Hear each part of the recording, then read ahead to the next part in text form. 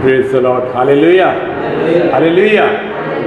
आज हम देखने वाले हैं परमेश्वर के उस वचन को जिसमें आज का जो बात है जिसको लेकर हम शुरू करेंगे।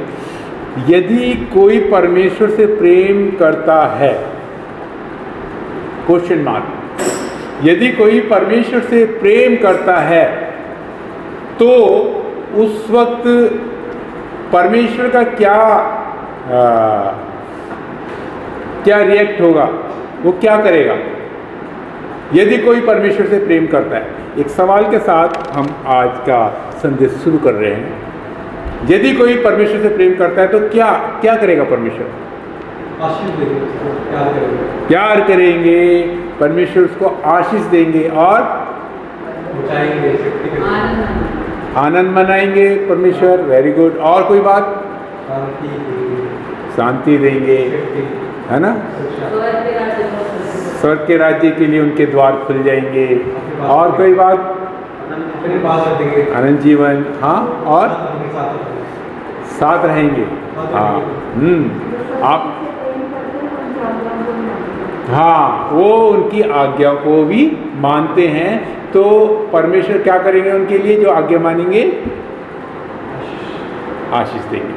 सारी बात आपकी सही है, कोई भी इसमें गलत नहीं बोला आपने, सब अच्छा बोला है। मगर वचन हमें बताता है कि यदि कोई परमेश्वर से प्रेम करता है, यदि कोई परमेश्वर से प्रेम करता है तो सबसे पहले परमेश्वर को पता होना चाहिए कि ये मुझसे प्रेम करता है ना? उसे पता होना चाहिए। ये जो प्रेम है परमेश्वर का एक तरफा नहीं है। आप प्रेम करें और वो आपको ध्यान ना दे, है ना? आप प्रेम करें और आपको ध्यान ना दे तो एक तरफा प्रेम है। परमेश्वर का वचन बताता है, उसका पहला कुरिन्थियों उसका 8:3 में लिखा है। क्या लिखा है? जोर से पढ़ दे, कोई जोर से जो सके इसमें आवाज भी आ जाए। पहला कुरिन्थियों उसका 8:3 ऊंची आवाज में बोल दें। यहाँ पे क्या बोलता है वो? परंतु यदि कोई परमेश्वर से प्रेम करता है तो परमेश्वर उसे जानता है। हाँ, यदि कोई परमेश्वर से प्रेम करता है तो वो उसे, जब प्रेम मिलाप जब होता है, जब प्रेम किया जाता है तो हमने देखा है बहुत से दुनियावी तौर पर हम देखते हैं, और ख़ास तौर से प्रेम अगर संसारिक जगत में देखा जाए तो लड़के लड़कियों का प्रेम बहुत ज़्यादा देखा जाता है। कई बार लड़का बहुत प्यार करता है मगर लड़की को उसका कोई मतलब नहीं होता, वो एक तरफा प्रेम चलता रहता है। और कभी कभी लड़की बहुत प्यार करती है लड़के से और लड़का अपनी मस्ती में रहता है, तो वो कहता है मैं तो बहुत प्रेम करता हूँ, चाहे वो मुझसे प्रेम करे या ना करे, है ना? तो इसको कौन सा प्रेम कहेंगे? है एक तरफा प्रेम, है ना? तो इस प्रेम के अंदर वो बात नहीं है जिस प्रेम के जो होनी चाहिए। और कई लोग तो अपनी जिंदगी गुजार देते हैं, शादी भी नहीं करते। वो इसलिए नहीं करते क्योंकि मैंने तो इससे बहुत प्यार किया, अगर इसने मुझे नहीं अपनाया तो कोई बात नहीं, मगर मैं अब जिंदगी में शादी ही नहीं करूंगा। तो ऐसे लड़के लड़कियां मैं जानता हूं, मेरी उंगलियों पर है, उन्होंने शादी ही नहीं की, त्याग दिया जीवन, वैराग्य में चले गए। तो ये भी एक प्रेम है, मगर कौन सा प्रेम है ये खुदा ही जाने। मगर मैं एक बात जानता हूं, परमेश्वर ने इस जगत से प्रेम किया। उस प्रेम का जो ग्रीक के अंदर कहा गया है अगाप्य प्रेम, है ना? अगाप्य प्रेम का मतलब पता है क्या होता है?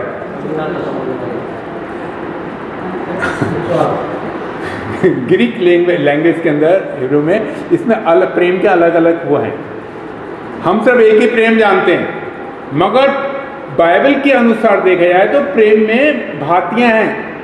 एक अगाप्य प्रेम है जो सारे जगत से परमेश्वर ने किया, एक सा प्रेम। और अभी हमने बाइबल स्टडी करवाई थी जिसमें थियोलॉजी पढ़ाया था, उसके अंदर हमने अलग अलग चीज़ें बताई थी, तो मैं उन चीज़ों में नहीं जाऊँगा। 3 तरह के प्रेम है। एलिसा का आपको याद है तो? फिलियो और इरोस, ये भी प्रेम है। इरोस अलग है, फिलियो अलग है। इसके अंदर क्या होता है, एक में होता है जो अपने भाई बहन और उन लोगों के साथ में होता है, और एक प्रेम होता है जो पति पत्नी का होता है, ठीक है ना। इस तरीके से प्रेम, और अगापे प्रेम प्रभु यीशु मसीह ने किया, परमेश्वर ने किया, सारे जगत से किया। आज मैं उस प्रेम के बारे में बात कर रहा हूं जिसके लिए वो कहता है कि जो मुझसे प्रेम, यदि कोई मुझसे प्रेम करता है तो मैं उसे जानता हूं, है ना। तो जान पहचान होने वाला प्रेम बहुत जरूरी है। कई बार लोग परमेश्वर को जानने का दावा करते हैं, है ना। परमेश्वर का वचन बताता है कई बार परमेश्वर को जानने का दावा करते हैं कि हम परमेश्वर को जानते हैं, मगर जब वो अपने काम दिखाते हैं, अपने कार्य दिखाते हैं, तो उसी से उसका इनकार कर देते हैं। तो सामने वाला कहता है ये परमेश्वर को जानने का दावा तो कर रहा है, परंतु इसके अंदर प्रभु की उस छवि को मैं देख नहीं पा रहा, है ना। उस चीज को वो नजर नहीं आ रही। तो वो बताता है कि ये जो प्रेम है, ये प्रेम वो प्रेम नहीं है जो प्रेम, क्योंकि वो कहता है कि जो मुझसे प्रेम करता है मैं उसे जानता हूं। कुरिन्थियों के अंदर भी हमने पढ़ा पहले कुरिन्थियों 8:3 में कि मैं उसे जानता हूं। कौन जानता है? परमेश्वर जानता है। तो हम ऐसा प्रेम करें जिसे परमेश्वर हमें जान पहचान के साथ रखे। जब हम पुकारें तो उसके कानों तक हमारी आवाज पहुंच नहीं पाए, है ना। ऐसे जान पहचान की बात कर रहा है। अगर हम देखते हैं फिलिपियों उसका 3:7, यहां पे पौलुस बताता है एक अलग बात। वो कहता है कि वो प्रेम को जिस तरीके से लेके चल रहा था, वो एक फरीसी था, प्रभु यीशु मसीह को नहीं जानता था, मगर वो अपने जीवन को समर्पित किए हुए था यहोवा परमेश्वर को, और उनकी उन विधियों को, उन सब चीजों को मान करके चलता था।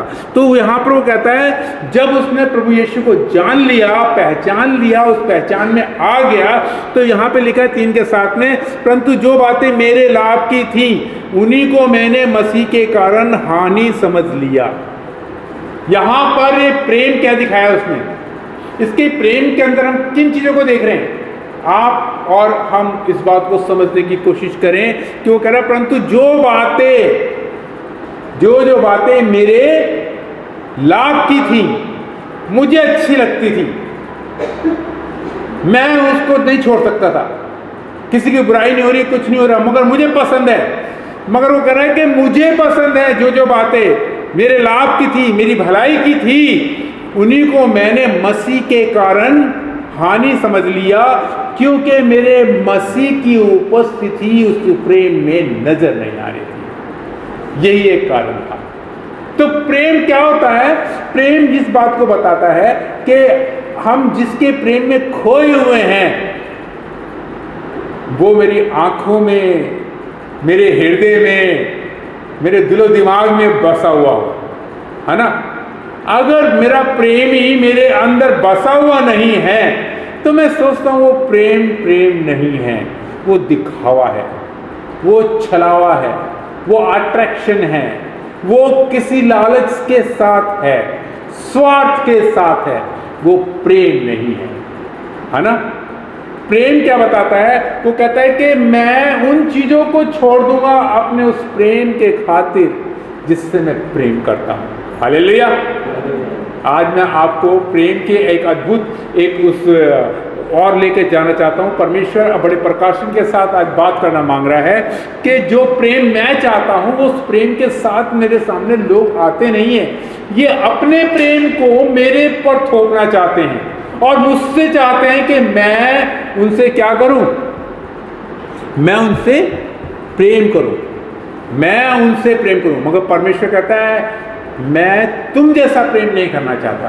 तुम्हारे प्रेम के अंदर खोट है, तुम्हारे प्रेम के अंदर एक स्वार्थ है, तुम्हारे प्रेम के अंदर एक लालच है। तुम प्रेम कुछ लिमिटेड समय के लिए करते हैं, कुछ समय के लिए करते हैं और उसके बाद तुम थक जाते हो, तुम उस प्रेम में बने नहीं रह पाते, तुम्हें संसार की लालसाएं और अभिलाषाएं खींच लेती हैं। इस कारण से मैं तुम्हारे प्रेम को नहीं, मैं अपने प्रेम को तुम्हें बताना चाहता हूं जो सच्चा है और सत्य है। हालेलुया। तो वो कहता है कि इस प्रेम को पौलुस कहता है कि मैंने जान लिया, वो फिलिपियों की कलीसिया को बता रहा है कि मैंने उस प्रेम को जान लिया फिलिपियों, मैं उस प्रेम के अंदर ऐसा लिप्त हो गया कि मुझे अब मैं नजर नहीं आता, क्योंकि प्रेम ऐसा है कि वो सब कुछ मुझ में बन गया। मेरा रोम रोम उसका क्या कर रहा है, उसकी गवाही देता है। मैं सोते उठते बैठते जागते केवल मैं उसके बारे में सोचता हूँ। हालेलुया। क्यों? क्योंकि उसके प्रेम ने मुझे इतना विवश कर दिया कि मुझे अब कुछ और नजर ही नहीं आता।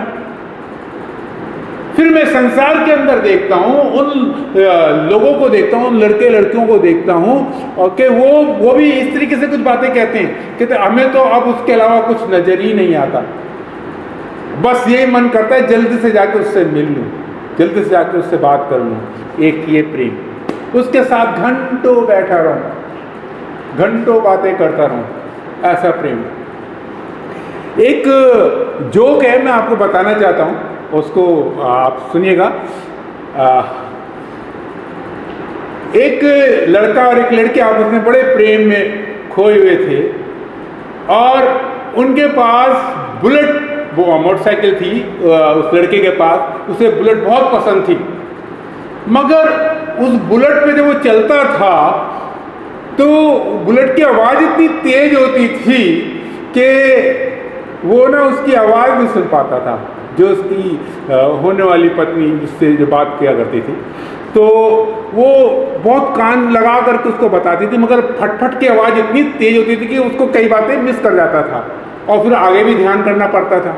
तो वो लंबी लंबी ड्राइव करते थे, लंबा निकल जाते थे एकदम, और आपस में बातचीत करते करते वो टाइम का पता भी नहीं चलता था, इतने प्रेम में खोए हुए थे वो। और फिर क्या हुआ, उसके बाद वो इसी तरीके से काफ़ी समय तक चलते रहे, और उसके बाद उनकी शादी हो गई। अब शादी हो गई, उसके बाद जब वो शादी से पहले मैं बताता हूँ, उसने कहा कि क्यों ना हम इस फटफट की आवाज़ को थोड़ा कम कर दें। तो उसने ना एक स्कूटी ले ली, उसमें आवाज़ कम थी, और फिर जब वो दोनों बैठे और बैठ करके जब वो चले, तब वो जब वो बात करने लगी तो उसको बहुत अच्छा लगा। हाँ, अब तो आपकी बात मुझे बहुत अच्छे से समझ में आ रही है, और वो तारीफ करने लगा। और उस तारीफ के साथ वो काफ़ी लंबे लंबे टूर करने लग गए उसी के अंदर, कि वो काफ़ी नज़दीक रहते थे, क्लोज रहते थे, और बोलते थे, बात करते थे। वो सुनता था, वो सुनाता था, वो सुनाती थी, वो सुनता था, ये बात चलती रहती थी। और फिर उसके बाद उनकी शादी हो गई। अब शादी होने के बाद में ऐसा हुआ कि वो आदमी फिर दोबारा से दुकान पे गया, और जिससे वो उसने स्कूटी खरीदी थी उससे बोला मुझे दोबारा से वो फटफटिया दे दो, जिसमें से जोर जोर से आवाज़ आती थी ना, वो फटफटिया बुलेट, वो दे दो। कहता है अभी कुछ ही टाइम पहले तो आपने लिया था, मुझको से 1 साल भी नहीं हुआ, आप वापस करने आ गए। कहते हैं हाँ, चेंज करके मेरे को वापस वही दे दो आप। कहते ठीक है, आप वाली तो नहीं है मगर दूसरी वाली है, आप ले जाओ, ऐसी कोई बात नहीं है। कहते मगर मेरे को एक बात बताओ, वो ही बहुत अच्छी थी, आपने वो भी दे करके आपने ये स्कूटी ले गए, आप स्कूटी दे करके फिर आप फटफटिया लेने के लिए आ रहे हो। तो फिर पता उसने क्या बोला? कहता है जिस स्कूटी पे मैं बैठा के जिसको लेके चलता था ना, उसी से मेरी शादी हो गई। अब उससे शादी हो गई है, तो अब वो जो उसकी आवाज़ें हैं ना, मुझे वो फटफटिया से भी तेज लगती हैं। और वो जब पीछे से कुछ बोलती है, और जब कई चीज़ें बताती है, घर की ये भी लाना, वो भी लाना, ये भी करना, वो भी करना, वो प्रेम खत्म हो गया। अब बातें कहाँ की हो गई, घर गृहस्थी की बातें हो गई। अब वो सुन के पागल हो गया, कहना फटफटिया लेकर आऊँगा, इसकी आवाज़ को हाँ करता रहूँगा और चलाता रहूँगा। समझ गए मेरी बात? तो प्रेम जो है इस तरीके से रंग बदलता है। तो परमेश्वर ऐसा नहीं है, वो फटफटिया लें, स्कूटर लें, फटफटिया लें, ऐसा नहीं है। परमेश्वर में जो रफ्तार है हमारी वैसी होनी चाहिए। हालेलुया। तो ये जोक मैंने आपको सिर्फ इसलिए बताया कि हम अपने जीवन के अंदर जिस मार्ग पर चल रहे हैं वो आनंद का मार्ग है, इस बात को हम गांठ बांध लें। तकलीफें आएंगी, दुख आएंगे, मगर आनंद के मार्ग को हम दुखों का मार्ग नहीं कह सकते, क्योंकि वो परमेश्वर का मार्ग है और उसी मार्ग से होकर के प्रभु यीशु मसीह गुजरा है। हालेलुया।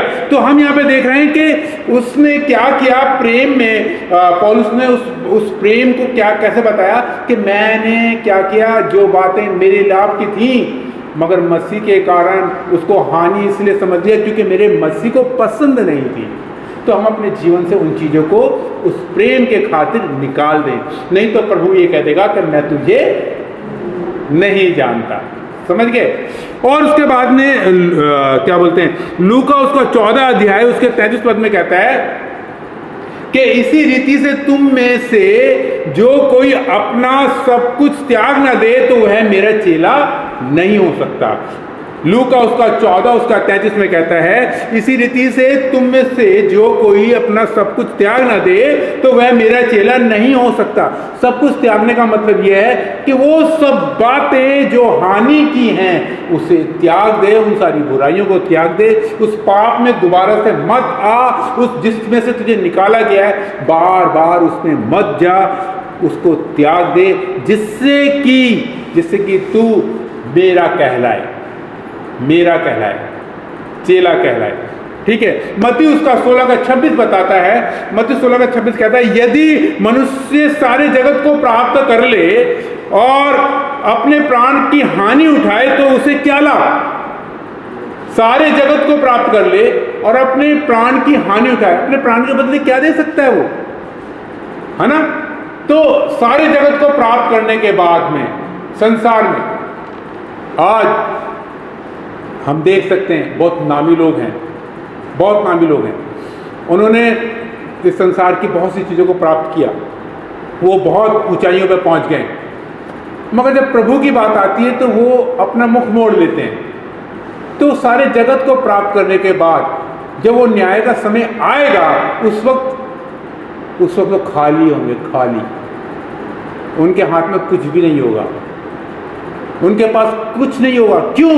क्योंकि उन्होंने जो भी कुछ कमाया है वो इस संसार में कमाया है और संसार वापस ले लेता है। कोई भी ऐसा व्यक्ति नहीं है जो अपने साथ कुछ लेके जाता है। लेके क्या जाता है? वो लेके जाता है जो प्रभु बताता है कि हमने जो कमाना है उस स्वर्गीय धन कमाना है। वो धन किसके पास जमा होता है? हमारे स्वर्गीय पिता के पास।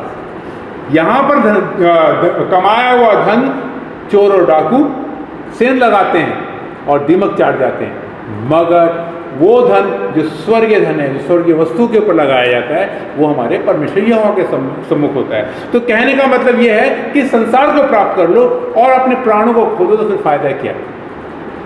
हम देखते हैं उस लाजर के बारे में और उस धनी व्यक्ति के बारे में जो उसके टुकड़ों पर पल रहा था, उसके झूठन पर पड़ रहा था, वो उसका मजाक उड़ाया करता था, मगर वो लाजर उसी की देवड़ी पे पड़ा रहता था। मगर जब न्याय का समय आया तो प्रभु बताते हैं कि वो पैराडाइज में था लाजर, और वो कहाँ था? अब्राहम की गोद में था लाजर, और वो एक ऐसे ऐसी जगह पर था जहां पर वो रोना और दांत पिसना है, वो उस आग के अंदर था, उस झील में था। आगे हम चल के देखते हैं मत्ती उसका 13 अध्याय उसका 44 से 46 पद तक में लिखा है। यहाँ पर वो कहता है कि स्वर्ग का राज्य, यहाँ पे बता रहा है, उस प्रेम के अंदर बता रहा है कि स्वर्ग का राज्य खेत में छिपे हुए धन के समान है, उस धन के समान है जिससे किसी मनुष्य ने पा करके छिपा दिया, और आनंद के मारे उसने क्या किया, जाकर के अपना सारा सब कुछ बेच करके उस खेत को मोल ले लिया। उस खेत के समान है कि उस खेत में छिपे हुए धन के समान है, और वहां पे उसने क्या कर दिया, उस धन छुपा करके और उस खेत को मोल ले लिया। उससे प्रेम किया उसने, उसके लिए उसने अपना सब कुछ दांव पे लगा दिया, बेच दिया। उसने पूर्ण विश्वास के साथ ये काम किया। आगे बताता है 45 के अंदर, वो कहता है कि फिर स्वर्ग का राज्य एक व्यापारी के समान है, और जिसने क्या किया, उस व्यापारी ने समान है जो अच्छे मोतियों की खोज में था, और जब उसे एक बहुमूल्य मोती मिला तो उसने जाकर के अपना सब कुछ बेच डाला और उसे मोल ले लिया।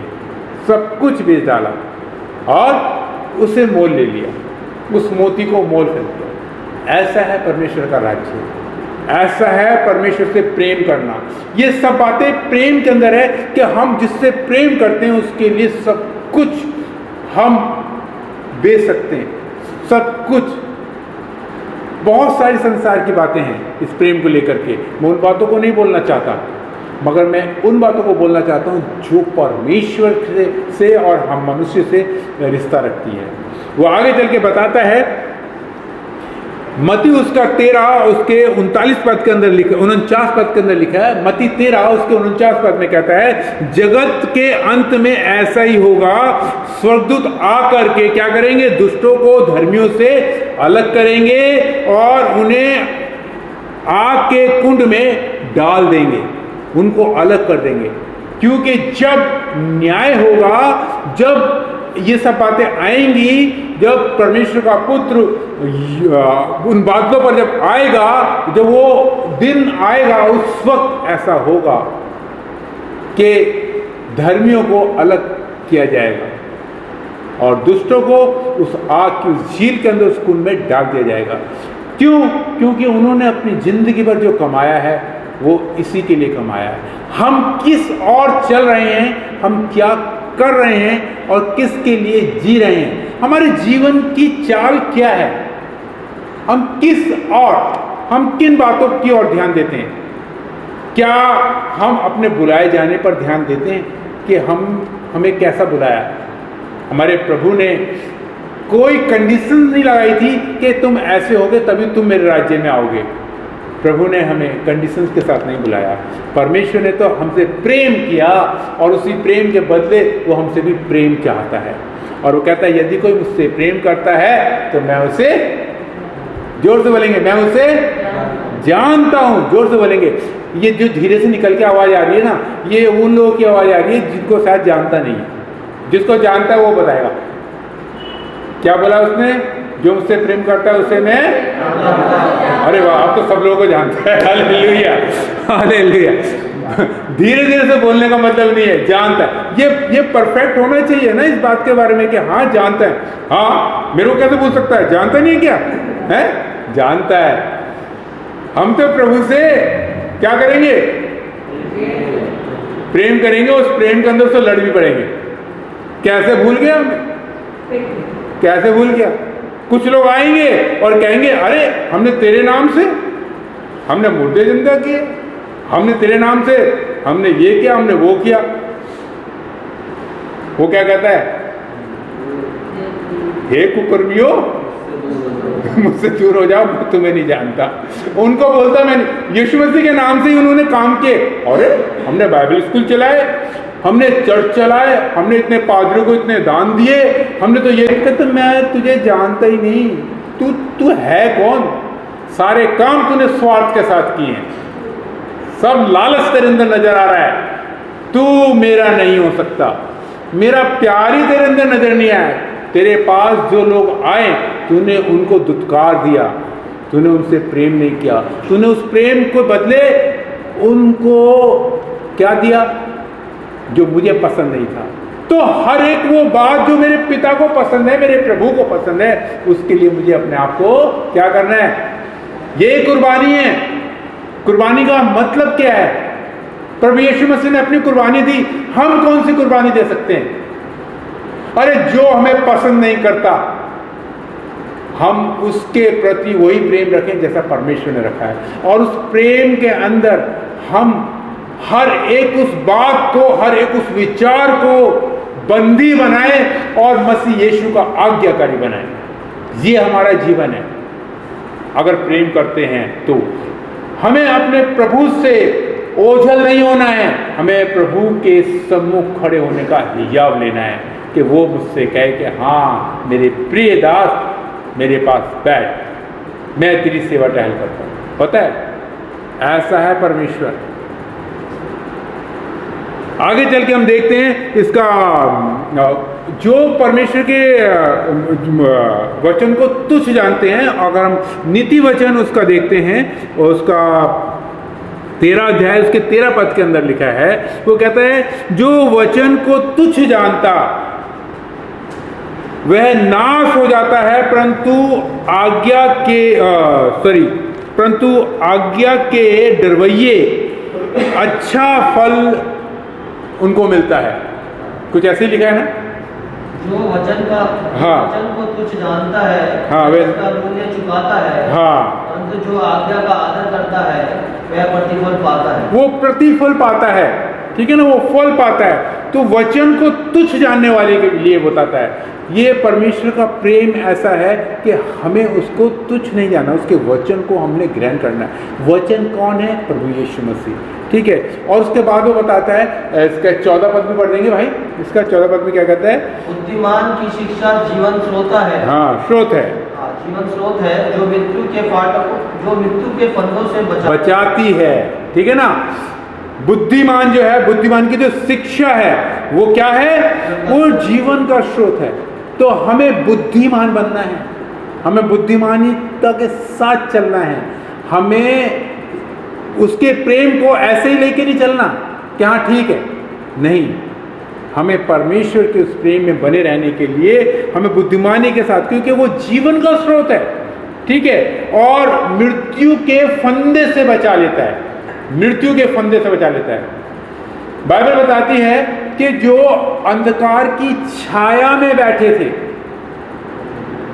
डेथ ऑफ स्पिरिट, अंधकार की छाया, आपको पता है डेथ ऑफ स्पिरिट, जो स्पिरिट है वो एक ऐसी आत्मा है, डेथ की जो एक ऐसी आत्मा है जो सिर्फ नाश करने के लिए आती है, लोगों को अंधकार में ले जाती है, अंधकार के कार्यों में बैठा देती है और उनके लिए कोई रास्ता नहीं छोड़ती, उनको ऐसी बेड़ियों में जकड़ लेती है कि वो अपने घर में से भी बाहर निकलना पसंद नहीं करते, उन्हें डर लगा रहता है, उनको इस तरीके का बना देती है ये डेथ स्पिरिट जो है।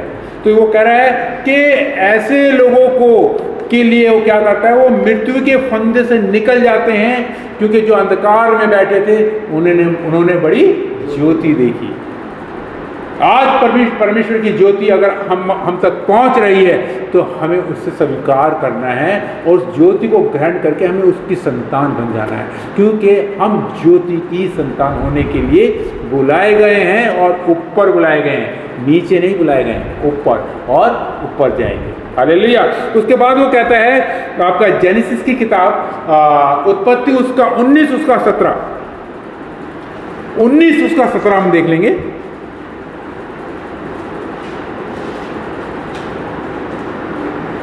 और ऐसा हुआ कि जब वह उन्हें बाहर निकाल ले आए, तो उसने कहा अपने प्राण बचाकर भागो, पीछे मुड़कर ना देखना, ना घाटी में कहीं रुकना, उन पहाड़ों पर भाग जाओ कि कहीं तुम भी नाश ना हो।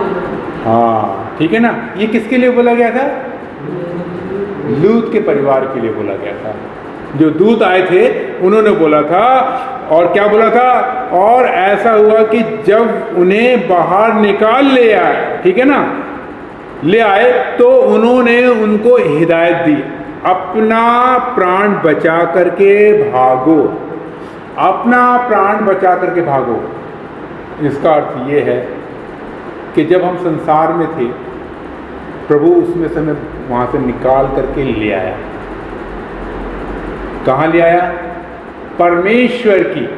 परमेश्वर के उस राज्य में, उस कलीसिया में, उन लोगों के बीच में जो प्रभु के हैं।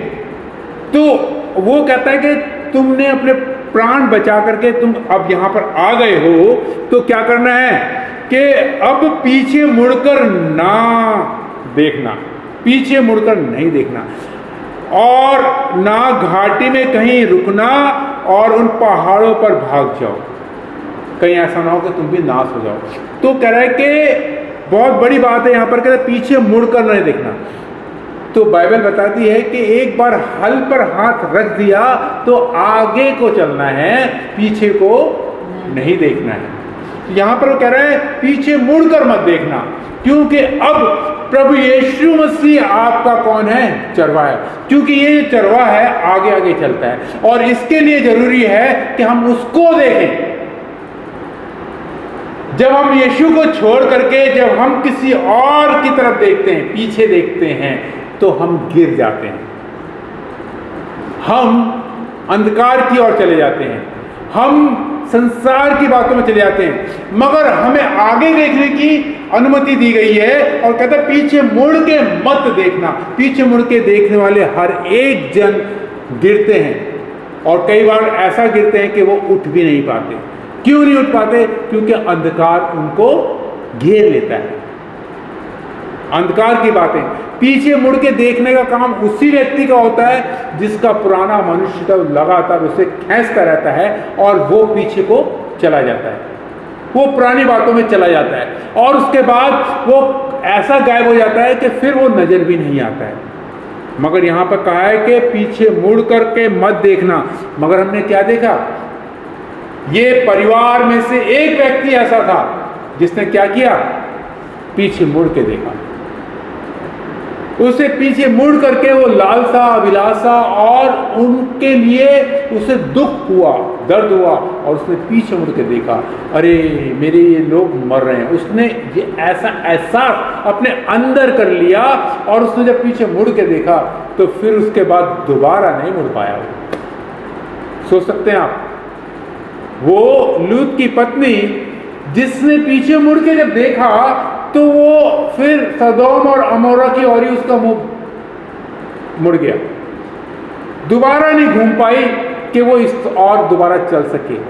आज परमेश्वर का अनुग्रह है, आज परमेश्वर का वो ग्रेस, वो पीरियड चल रहा है कि प्रभु हमें माफ कर देता है, प्रभु में आज हमें क्षमा मिल जाती है। अगर कोई भी ऐसी गलती, कोई भी ऐसा पाप, वैसे तो परमेश्वर का वचन ये कहता है कि जो परमेश्वर के मानने वाले लोग हैं, जो प्रभु के पीछे चलने वाले लोग हैं, वो कभी पाप कर ही नहीं सकते।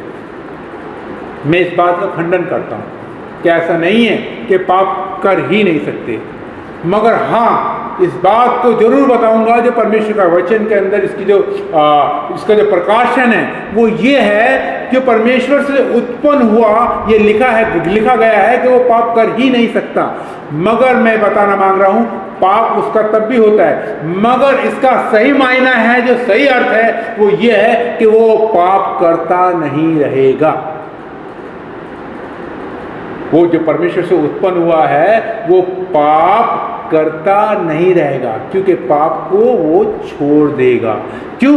क्योंकि परमेश्वर का आत्मा जो उसे दिया गया है वो उसका मार्गदर्शन करेगा, वो उसको उसमें से निकालेगा और जीवन का मार्ग दिखाएगा और वो पाप करता नहीं रहेगा।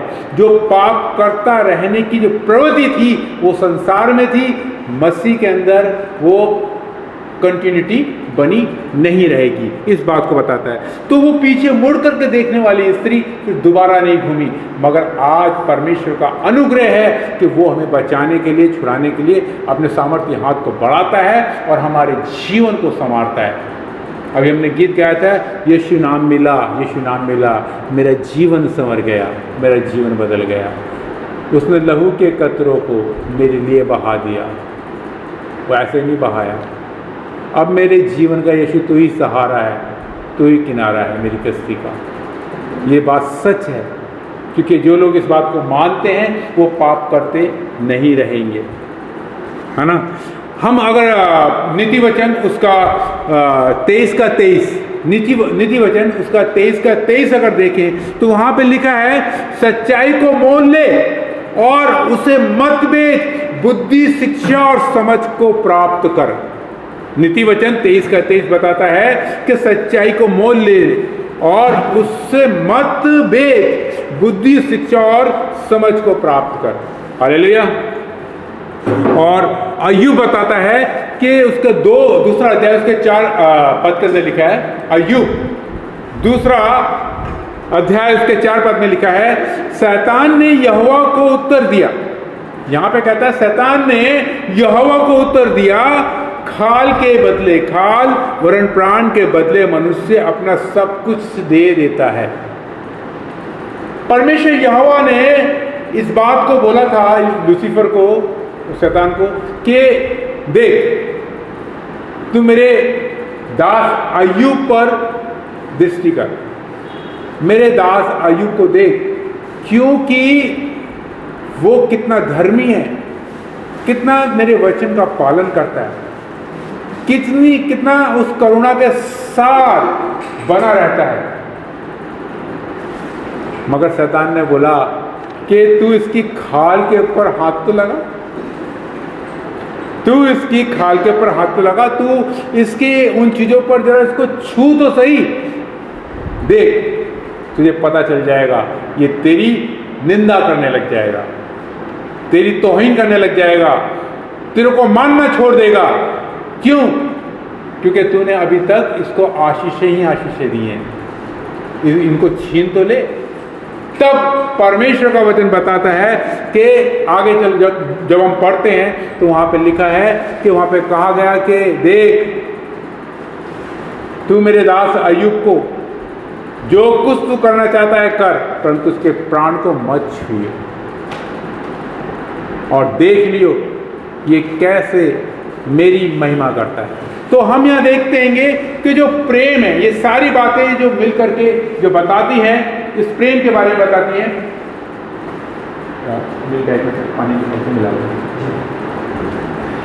परमेश्वर, यदि कोई परमेश्वर से प्रेम करता है तो वो क्या है? यदि कोई परमेश्वर से प्रेम करता है तो वो परमेश्वर जानता है, परमेश्वर उसको जानता है ना। तो ये जान पहचान अगर हमारे जीवन में नहीं है और हमने अपने जीवन को वैसे ही नहीं बनाए रखा है और हम अपनी इच्छा से, अपनी मर्जी से जीवन जी रहे हैं, अपने प्रिंसिपल बना के बैठे हुए हैं कि नहीं मैं तो ऐसे ही चलूँगा, मैं इससे प्रेम करूँगा, इससे प्रेम नहीं करूँगा, मैं उससे ये करूँगा, उससे वो करूँगा। कुछ लोग तो ऐसे हैं जो किसी को क्षमा ही नहीं करना चाहते, वो उस प्रेम को उस रीति से बने नहीं रहना देना चाहते। क्यों? क्योंकि उन्होंने अपने शिकंजे ऐसे कसे हुए हैं, वो प्रभु की बातों को उतना ही मानते हैं जितना कि उन्हें अपने हिसाब से मानना चाहिए। मगर पौलुस कहता है कि वो बातें जो मेरे लिए लाभ की थी, मैंने मसीह के कारण हानि समझ लिया, इसलिए मैं क्या करता हूँ, मैं सब बातें मानूंगा। पौलुस ने बहुत कुछ गलत किया, मगर जब मसीह उसके जीवन में आया तो वो प्रभु के लिए सब कुछ उसने दे दिया। गलत कहने का मतलब ये है कि वो जिस व्यवस्था के साथ, आत्मा के साथ उस चीज़ को नहीं कर पाया था, उसको उसने प्रभु यीशु मसीह में देखा कि मेरे प्रभु को ये पसंद नहीं है, मेरे प्रभु को ये पसंद है। वो जो प्रसन्न है वो इसी बात से प्रसन्न होता है कि मैं उन भलाइयों को जो जिसके लिए मुझे उसने कहा। क्यों? क्योंकि उसने एक बात बोली थी, यीशु मसीह से जब बात हुई थी दमिश्क को जाते वक्त, तो उस वक्त एक ऐसी रोशनी चमकी उसके ऊपर, और जब उसने देखा तो पूछा पौलुस ने कि हे प्रभु तू कौन है? तब यीशु ने जवाब दिया, यीशु प्रभु ने कहा कि मैं यीशु हूँ जिसे तू सताता है, मैं यीशु हूँ जिसे तू सताता है। सिर्फ इतनी बात बोली और इतनी बात बोलते ही उसका हृदय एकदम पिघल गया, वो एकदम से झटका खाया, क्योंकि उसने देखा कि ये आवाज़ यहोवा की है, ये आवाज़ उस यहोवा परमेश्वर की है, वो परमपिता परमेश्वर के जो इस सृष्टि का रचयिता है। उसके कानों के अंदर, उसके हृदयों तक ये आवाज़ उतर गई और उसने, वो अपने आपे में नहीं रहा, वो एकदम से उस पवित्र आत्मा के सामर्थ से ऐसा छुआ गया कि वो एकदम से उस घोड़े पे से नीचे गिर गया। इस तरफ ध्यान देंगे प्लीज आप लोग। वो नीचे गिर गया और उसके बाद वो देखने नहीं पाया, मगर हाँ वो तब देखने पाया जब परमेश्वर का दास, परमेश्वर का जन हनन्याह जा करके जब उसके लिए प्रार्थना करता है और उसके आंखों से वो छिलके निकल जाते हैं। परमेश्वर बताता है कि ये छिलके निकलने का अर्थ यही है कि वो साफ साफ देख पाए।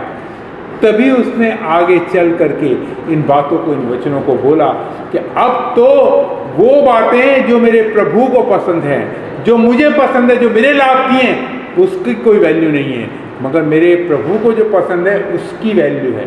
मैं उसके लिए अपने प्रभु को, अपने जीवन को समर्पित करूंगा। Hallelujah, hallelujah.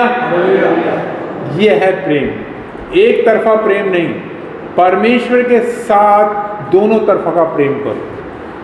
प्रभु यीशु मसीह कहते हैं, परमेश्वर कहता है कि यदि तू मुझसे प्रेम करता है तो मैं तुझे जानता हूं। आप परमेश्वर से बात करके देखो, प्रभु मैं तो प्रेम करता हूं, तेरे वचन को सुनता हूं, समझता हूं, जानता हूं, क्या आप भी मुझे वैसे ही प्रेम करते हैं? बात तो करो। प्रेम के अंदर बात करना बहुत जरूरी है। क्या दो प्रेमी आपस में बात नहीं करते, सिर्फ प्रेम करते हैं? कौन सा प्रेम करते हैं? बस ये कहते हैं मैं तुझसे प्रेम करता हूं, तुम मुझसे प्रेम करते हैं, बस खत्म। गाड़ी ऐसी चलती रही, है ना? कुछ लोगों के जीवनों के अंदर जीवन की गाड़ी ऐसी चल रही है। पति पत्नी को प्रभु ने जोड़ा तो उनके मुख यूं थे जब उनको जोड़ा गया था, मगर आज उनके मुख यूं हो गए। वो पत्नी इधर को जाती है तो पति इधर को जाता है, हालांकि दोनों एक हैं। जोड़ा तो इसलिए गया था उनको, उस प्रेम के बंधन में बांधा तो इसलिए गया था कि जो पसली अलग की गई है आदम में से वो वापस आ जाए, मिल जाए, वो एक हो जाए। मगर होता कुछ और ही है। शादी के कुछ महीने तक, कुछ साल तक गाड़ी सही चलती है, मगर उसके बाद पंचर बहुत हो जाते हैं। ट्यूब बदलने तक के लिए भी टाइम नहीं होता उनके पास, वो ऐसे ही खींचते रहते हैं और चलाते रहते हैं। और कुछ लोग तो बीच में ही छोड़ के अगला टायर लेके चल देते हैं, अकेले ही एक टायर से चलाते हैं, और एक दो टायर और अगर आ जाते हैं बच्चे तो ये बड़ी दिक्कत हो जाती है। तो कहने का मतलब मेरा ये है, जो प्रेम है उस प्रेम की जो क्या बोलते हैं, जिसके अंदर मैं तेरे लिए चांद सितारे तोड़ के ले आऊंगा। अब वो पता है गली के नुक्कड़ पे जाके वो कहेंगे जब दूध खरीद के ले आना जरा, तो वो भी नहीं लेके आता, मना कर देता है, कहता नहीं मैं नहीं आता, खुद ले ले, है ना? चांद से तारे तोड़ के लाने का दावा करने वाला बगल में दुकान पे जाके कुछ सामान भी खरीद के नहीं लेकर के आता। ऐसी पति पत्नी दोनों ऐसे जाते हैं। तो ऐसा प्रेम नहीं चाहिए। संसारिक प्रेम से परमेश्वर के प्रेम को मत तोलो। संसार का प्रेम संसार का है, मसीह का प्रेम अद्भुत प्रेम है। वो कुर्बानी देने वाला प्रेम है, वो दया से भरा हुआ है, करुणा से भरा हुआ है, जीवन को परिवर्तित कर देता है। अगर ऐसा ना होता तो आप और हम यहां पर ना होते। ये उसका प्रेम है जिसके कारण आज हम यहां पर हैं। इसलिए जो प्रेम परमेश्वर से प्राप्त होता है, अगापे प्रेम, उसमें हमें बने रहना है प्रभु के साथ। अगर आप पति पत्नी में कोई ऐसी बात होती है तो परमेश्वर से प्रार्थना करें, उससे दुआ करें। क्यों? क्योंकि परमेश्वर ने जब हमें जोड़ा है तो उसने कोई ऐसा गलत नहीं किया, क्योंकि परमेश्वर जोड़ता है और परमेश्वर ही बढ़ाता है। बस हमें कदम बढ़ाना है प्रभु के उस प्रेम के अंदर बने रहने के लिए। हालेलुया। अगर जब हम ऐसा नहीं करते तो हमारा रिश्ता जब परमेश्वर से टूटता है तो हम रिश्ता बहुतों से टूट जाता है, फिर हम किसी की नहीं सुनते। तो सारी बात यही है, आपको यही बताना चाह रहा था। और ख़ास बात यह है कि जो लोग परमेश्वर से प्रेम करते हैं प्रभु उन्हें जानता है, और जो जान पहचान उनकी है तो उनके जीवनों को आप देख सकते हो, उनके जीवनों से आप बता सकते हो कि हाँ सच में ये लोग प्रभु के लोग हैं। और जो सिर्फ ठंडनाती घंटी और झंझनाते झांझ की तरह नजर आते हैं, जो सिर्फ जब सभाएं होती है उसी में नजर आते हैं और हालेलुया प्रेज़ द लॉर्ड करते हुए नजर आते हैं, वो ठंडनाती घंटी और झंझनाते झांझ जैसे हैं। जो प्रेम से भरा होता है ना, उसके चेहरे से ही वो प्रेम टपकता है। हालेलुया। वो कुछ महीनों के लिए नहीं होता, कुछ दिनों के लिए नहीं होता, कुछ घंटों के लिए नहीं होता, कुछ सालों के लिए नहीं होता, हमेशा का, अनंत काल का प्रेम। हालेलुया, प्रेज़ द लॉर्ड, परमेश्वर की महिमा। आइए अपने स्थान पर हम खड़े होंगे और पिता से दुआ करेंगे, प्रार्थना करेंगे। Hallelujah Jesus, thank you Lord, सर्वशक्तिमान प्रभु जी। Hallelujah, hallelujah. हे मेरे पवित्र परमेश्वर, हम तेरा धन्यवाद देते हैं, तेरे उस प्रेम के बारे में हमने बहुत सी बातों को सुना और समझा है मेरे परमेश्वर, जाना है, और इस बात को हमने समझा है कि प्रभु अगर हम प्रेमी हैं तो हमें एक तरफा प्रेम नहीं, परंतु तेरे से लगातार बातें करनी है प्रभु जी, तेरे साथ बैठना है, तेरी सुननी है, अपनी कहनी है, क्योंकि तू कहता है कि जा अपने कक्ष में जा, भीतरी कक्ष में जा और द्वार बंद कर और जो गुप्त में है वो उस पिता से बातें कर। हे मेरे प्रभु, तेरी महिमा हो मेरे परमेश्वर कि तू अगापे प्रेम से हमसे प्रेम करता है और हमारे जीवन को संवारता है। हम धन्यवाद देते हैं, सारी बातों के लिए हम तुझे धन्य कहते हैं मेरे प्रभु। और जो वचन परमेश्वर तेरे सम्मुख बोला गया, इस पर बड़ी अनुग्रहकारी आशीष हो, तेरी बड़ी दया हो मेरे परमेश्वर। हर एक घटी मेरे परमेश्वर पिता तेरे प्रिय पुत्र यीशु के नाम से दूर हो मेरे परमेश्वर, और लोग तेरे प्रेम में बढ़ते चले जाएं, मसीह यीशु प्रभु के नाम में, आमीन।